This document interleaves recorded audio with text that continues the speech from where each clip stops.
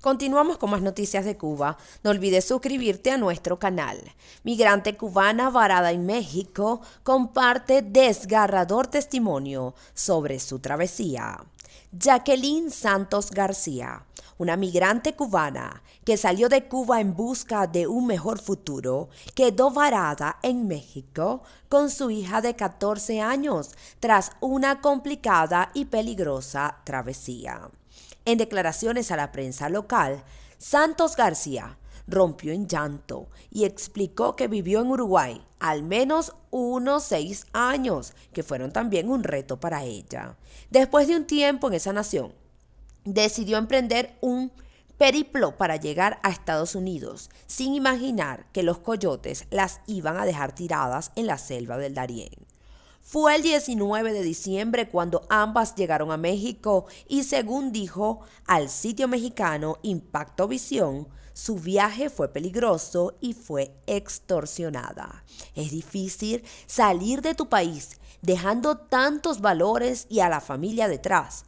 Yo les digo a todos que no sé qué salir a buscar porque solo encontré mucho trabajo. Mucha agonía, mucha tristeza, dijo al romper en llanto. El dolor se apodera de esta cubana que, según relata, perdió a su madre mientras vivía en Uruguay y su situación económica le impidió viajar a la isla a despedirse de ella. La mujer cuenta que viajó a ese país en busca de un mejor futuro para sus hijas y comentó que ser madre soltera la impulsó a dar el paso. Sin embargo, desde Uruguay se le hizo muy difícil ayudar a los suyos. Por eso quiso viajar a Estados Unidos para estar más cerca de su país natal, pues sueña con volver para despedirse de su madre en la tumba. Santos García vivió 2 largos meses de travesía con la niña de 12 años para llegar a México. Tuvo que cruzar la selva del Darién y allí los coyotes la abandonaron. Después de esto, la migrante se vio obligada a pagar un rescate de $700 para seguir su travesía porque solo con la guía de un traficante de personas podía continuar. Ambas llegaron a Guatemala y allí pagaron una suma de $300 para ingresar a Tapachula, donde han quedado varadas con la esperanza de obtener una visa humanitaria para llegar a los Estados Unidos.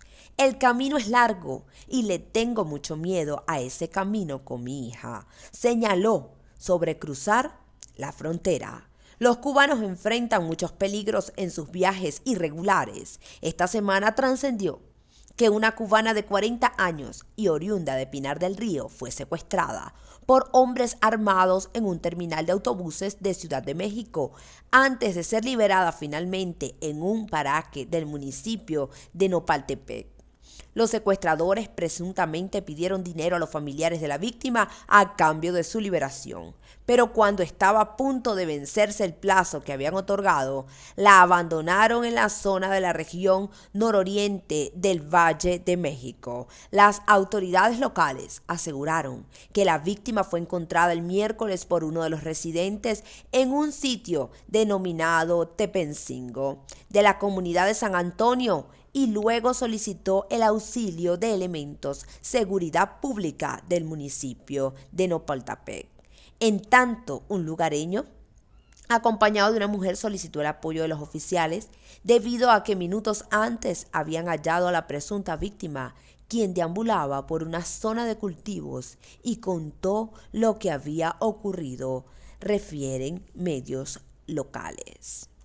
Continuamos con más noticias. Incendio en vivienda de Centro Habana deja varios heridos. Según el escritor cubano Juan Almeida, hubo 3 lesionados, incluido un bombero que está fuera de peligro. Al parecer el siniestro fue provocado, pues los bomberos hallaron una botella rota con restos de mecha en la boca. Un incendio ocurrido en la madrugada en una vivienda de Centro Habana dejó varios heridos, según reportes en redes sociales. El analista y escritor cubano Juan Almeida compartió en su muro de Instagram un video en el que se ven las fuertes llamas consumiendo una casa de 2 plantas. El hecho tuvo lugar en la esquina de las calles San José y Espada, a una cuadra de las avenidas Infanta y Zanja.